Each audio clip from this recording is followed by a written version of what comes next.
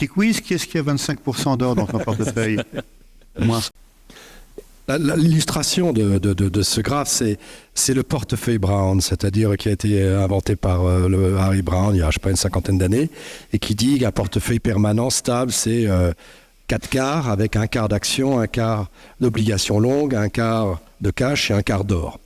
Donc déjà, à l'époque, il avait dit, si vous faites ça, vous aurez une super stabilité. Bon, et il a raison. On l'a réétudié en tous les sens, la stabilité est remarquable. Ce portefeuille a des stabilités extraordinaires.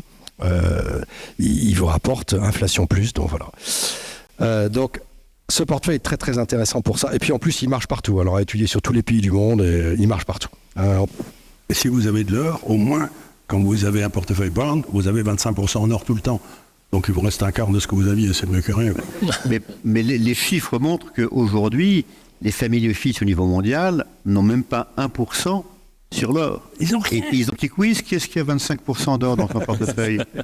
Moi. Et d'ailleurs, et si vous êtes le contrarien des contrariens, vous pouvez dire oui, mais si Bitcoin a vocation à prendre une part significative du rôle de l'or, puisque c'est une monnaie en preuve de résultat décentralisée, et ben comme Bitcoin c'est, allez, on va dire 1 trillion de market cap, et que l'or c'est, allez, 15 millions, et ben dans votre 25 World, vous mettez 1/15 de Bitcoin. Parce que le 15e, il va peut-être vous faire la culbute. Ce qu'il faut surveiller sur le Bitcoin, c'est le cône de baisse de la volatilité.